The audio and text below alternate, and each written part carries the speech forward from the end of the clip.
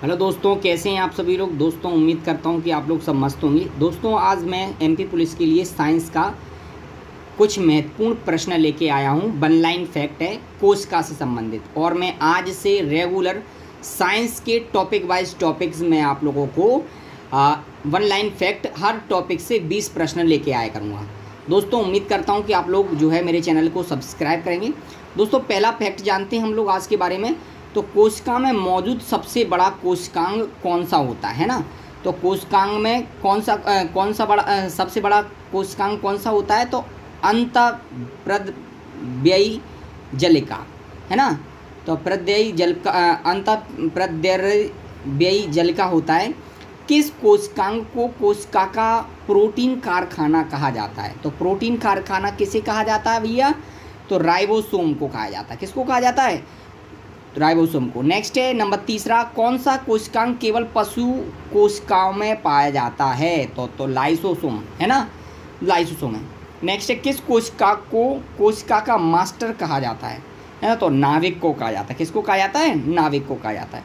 जीवन की मूलभूत इकाई क्या है। तो जीवन की मूलभूत इकाई कोशिका है। क्या है भैया, जीवन की मूलभूत इकाई कोशिका है। नेक्स्ट, एक पशु के शरीर में सबसे बड़ी कोशिका कौन सी होती है। तो एक पशु के शरीर में सबसे बड़ी कोशिका भैया न्यूरॉन होती है। कौन होती है दोस्तों, न्यूरॉन होती है। नेक्स्ट है एक कोशिका में अधिक मात्रा में पाए जाने वाला अणु कौन सा होता है। तो एक कोशिका में सबसे ज़्यादा पाए जाने वाला अणु कौन सा है, जल होता है ना। जैव कोशिका का पावर हाउस किसे कहा जाता है। चाहे जैव कोशिका आ जाए या पावर हाउस किसे कहा जाता है, तो आप लोग सीधा माइटोकॉन्ड्रिया लगाएंगे। क्या लगाएंगे, माइटोकॉन्ड्रिया। आई होप कि आप लोगों को अच्छे लग रहे होंगे ये फैक्ट्स। अब नेक्स्ट बात करते हैं हम लोग नौवें फैक्ट पे। नाविक के अलावा कोशिका के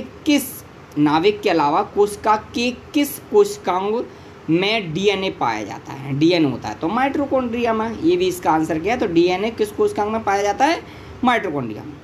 नेक्स्ट है कोशिका सिद्धांत निम्नलिखित में से किस पर लागू होता है ना। तो कोशिका सिद्धांत किस पर लागू होता है, जीवाणु किस पर लागू नहीं होता है। सॉरी, कोशिका सिद्धांत निम्नलिखित में से किस पर लागू नहीं होता। तो जीवाणु, कवक, शैवाल। तो इसका आंसर क्या है, विषाणु। क्या आंसर है इसका, विषाणु। नेक्स्ट है जीवों में अधिक विविधता का कारण क्या है। तो उत्परिवर्तन।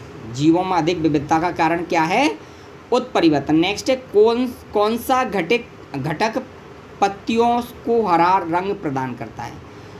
ऑब्वियसली सभी को मालूम होगा, क्लोरोफिल जो होता है पत्तियों को हरा रंग प्रदान करता है। तो एक प्रश्न मैं आप लोगों को पूछूंगा कि कौन सा घटक है जो पत्तियों को पीला रंग प्रदान करता है। यदि आप लोगों को इसका प्रश्न उत्तर मालूम है तो आप मुझे कमेंट बॉक्स में ज़रूर बताएं। नेक्स्ट है कौन सा कोशिका अंग पादप कोशिका में पाया जाता है किंतु पशु कोशिका में नहीं। तो क्लोरोप्लास्ट। पादप कोशिका में पाया जाता है परंतु पशु कोशिका में नहीं, तो क्लोरोप्लास्ट है। प्लाज्मा झिल्ली बनी होती है। तो प्लाज्मा झिल्ली बनी होती है किसकी, प्रोटीन और लिपिड की बनी होती है। नेक्स्ट है कोशिका शब्द का प्रयोग सर्वप्रथम किसने किया था। तो रॉबर्ट हॉर्ड ने आई थिंक 1664 में जो है कोशिका की खोज की थी ना। कोशिका भित्ति कहाँ पाई जाती है। तो पादप कोशिका में पाई जाती है। कोशिका भित्ति कहाँ पाई जाती है, पादप कोशिका में। नेक्स्ट है तारक काय की खोज किसने की थी। तो बॉबेरी ने की थी। तारक काय की खोज किसने की थी, बॉबेरी ने।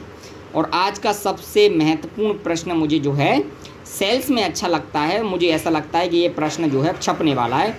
मैनेजर ऑफ ट्रैफिक सिग्नल किसे कहा जाता है। Manager of traffic signal Golgi काय को कहा जाता है। किसको कहा जाता है, गोल्जी काय को कहा जाता है। नेक्स्ट है सर्वप्रथम जंतु कोशिका में राइबोसोम को किसने देखा।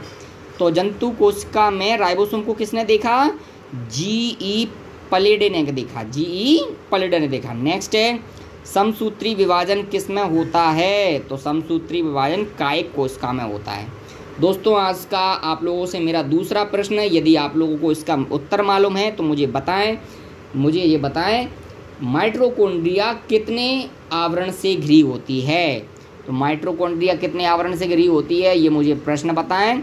और पत्तियों को पीला रंग प्रदान किसके कारण होता है ना, तो ये भी मुझे बताएं। दोस्तों उम्मीद करता हूँ कि आप लोग जो है इस कंटेंट को लाइक करेंगे सब और मेरे चैनल को सब्सक्राइब करेंगे। जय हिंद, जय भारत।